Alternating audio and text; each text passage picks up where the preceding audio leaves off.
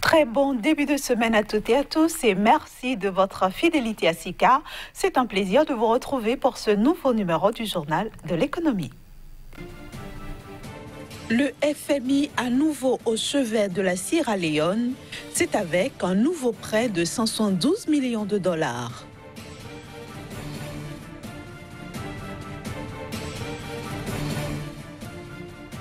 Le secteur des assurances en quête de croissance au Burundi.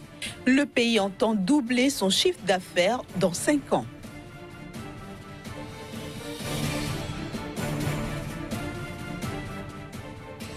Enfin, la Côte d'Ivoire va se doter de la première centrale flottante d'Afrique avec l'appui de l'Agence française de développement.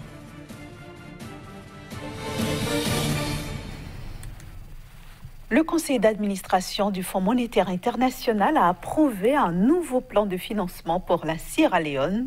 Ce plan, qui vise à préserver la stabilité macroéconomique du pays, approfondir les réformes structurelles, améliorer le système éducatif en vue de réduire la pauvreté, intervient alors que le FMI avait suspendu son programme pour la Sierra Leone en février 2018.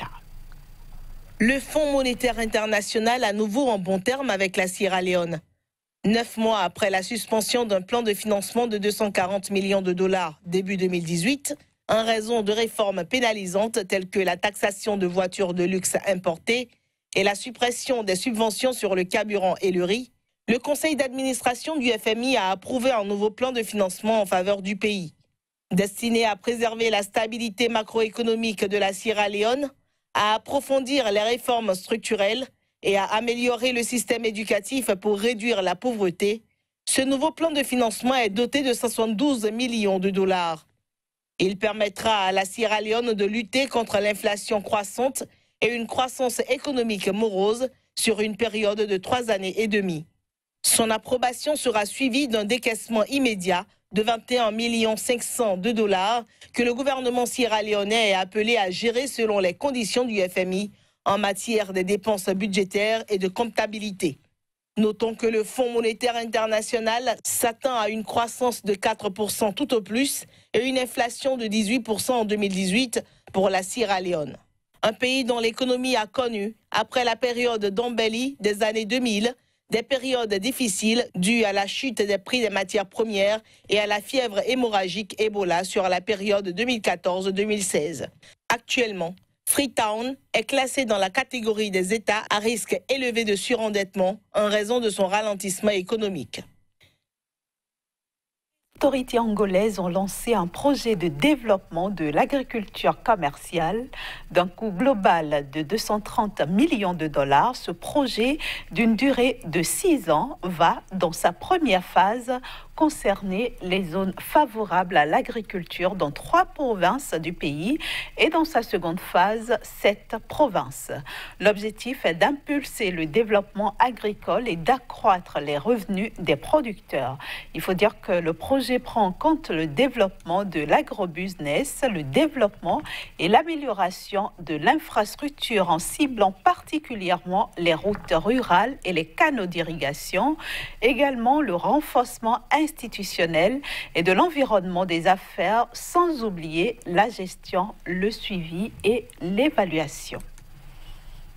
25 milliards de dollars, c'est la somme que le continent africain perd chaque année du fait de la malnutrition.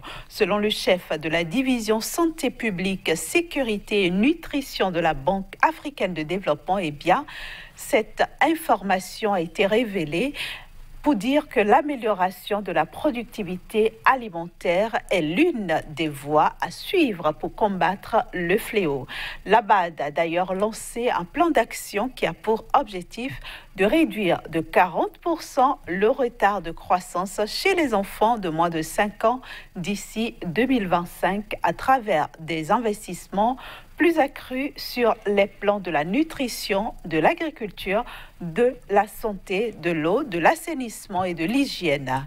La feuille de route cible prioritairement les femmes enceintes, les mères allaitantes, les femmes en âge de procréer, les nourrissons et les jeunes enfants. Ceci dans un contexte où l'Afrique abrite 59 millions d'enfants affichant un retard de croissance et 10 millions d'enfants obèses. 10 millions d'enfants obèses, toujours selon les données de la Banque africaine de développement. Et puis d'ici les 5 prochaines années, le secteur des assurances pourrait doubler son chiffre d'affaires au Burundi. C'est en tout cas l'objectif que visent les autorités du pays. Plusieurs pistes ont d'ailleurs été dégagées pour la réalisation de cet objectif. Avec un chiffre d'affaires de 40 milliards 600 millions de francs burundais, soit 20 millions d'euros générés en 2017, le secteur des assurances rêve grand au Burundi. Le pays vise 80 milliards de francs burundais en 2022, soit le double du rendement actuel. Un pari que Bujumbura compte gagner en s'appuyant sur le nouveau code des assurances promulgué en 2014 et qui impose aux Burundais 5 assurances obligatoires. À cela, il faut ajouter l'assurance incendie désormais exigée par les banques à ceux qui demandent des crédits en hypothéquant leurs immeubles, sans oublier la naissance de nouvelles sociétés qui a permis d'accroître la demande d'assurance par la population burundaise. À ce jour, le pays compte 13 compagnies d'assurance et le secteur représente 0,75% de son produit intérieur brut, l'un des taux de pénétration les plus faibles pour les assurances dans le monde. Toutes choses que les autorités burundaises entendent corriger afin de réaliser l'objectif de 2022 où le pays espère engranger 80 milliards de francs burundais sur ce secteur. Non sans combler son déficit de diplômés dans un proche avenir. Ceci avec le programme de formation en assurance que la communauté est-africaine est en train de mettre en place. L'Agence française de développement va financer le projet de construction en Côte d'Ivoire de la première centrale solaire flottante d'Afrique. Cette centrale solaire dont les installations se feront sur des plans d'eau, lagunes ou mer répond aux besoins du pays de faire passer les énergies renouvelables à 11% de son mix énergétique d'ici 2020, puis à 16% en 2030. Il faut dire qu'avec un réseau de 5000 km de lignes à haute tension et une puissance installée de 2200 MW, la Côte d'Ivoire ambitionne d'atteindre la barre des 4000 MW de production électrique en 2020 et 6600 MW en 2030 grâce notamment à un programme de développement de son réseau. Direction maintenant Madagascar pour nous intéresser à la loi de finances 2019, une loi qui semble accorder une large part au social. C'est ce que va nous dire notre chroniqueur Casimir Pédia juste après une petite pause. Bienvenue à vous, Casimir Pédia. Bonjour Inès. Alors, que retenir de la loi de finances 2019 à Madagascar? C'est déjà ce que vous êtes en train déjà de dire à l'entame donc de cette discussion, c'est-à-dire le gouvernement malgache va donc mettre un accent particulier sur le volet social. C'est d'ailleurs la priorité pour le compte de l'année 2019, mais aussi le gouvernement va donc donner les conditions des meilleures aux PME et aux PMI et au-delà de ça, c'est également les micros et les mésos donc entreprises qui verront donc une certaine stabilité à travers l'inclusion financière. Donc voilà de façon donc résumée ce à quoi on va assister au cours de l'année 2019, mais il faut déjà préciser que c'est des intentions. La réalité, c'est à partir du 1er janvier. Priorité au social donc, mais à part le social, qu'est-ce qu'il y a d'important dans ce projet de loi de finances 2019 à Madagascar? Merci Inès. Il faut déjà dire qu'en dehors donc de cette priorité, le gouvernement déjà table sur une croissance modérée de 5,2%. Selon donc les observateurs, ce serait une constante au cours donc de l'année 2019, car en 2018 déjà, le gouvernement a tablé également sur 5,2%, ce qui est en train donc d'être réalisé. Au-delà de ça, on annonce également des points positifs. Au niveau donc de cette loi des finances, c'est déjà que le gouvernement pourra donc atteindre certaines performances au niveau des infrastructures, notamment en ce qui concerne donc le désenclavement de certaines localités à potentialité économique qui verront donc la réalisation de certaines infrastructures routières pour permettre donc à ces populations, à ces nombreuses populations qui travaillent non seulement la terre, de pouvoir donc mieux vivre à partir de 2019. Au-delà de ça, on annonce un secteur secondaire très prépondérant pour le compte donc de l'année 2019. En effet, Madagascar pourra donc afficher une très bonne croissance économique grâce à son secteur secondaire, c'est-à-dire l'industrie. L'industrie aujourd'hui représente un poids majeur dans ce qu'il convient désormais d'appeler les recettes de porte, pouvant permettre à l'État de pouvoir donc bénéficier d'une certaine cagnotte financière pour mieux gérer l'année 2019. Voilà en somme ce qu'on peut déjà retenir, et le secteur tertiaire ne serait pas donc du lest. Dans ce budget-là, on annonce un secteur touristique qui serait donc à la croisée des chemins avec une certaine innovation au niveau donc des TIC, c'est-à-dire les technologies de l'information et de la communication, qui pourront booster donc la destination Madagascar pour le compte donc de l'année 2019. Donc voilà en somme, en plus du volet social, ce à quoi on va assister au cours de l'année 2019 pour le compte de l'année budgétaire 2019. À vous entendre, Kazmik Médian, on pourrait dire que tout va être rose à Madagascar en 2019.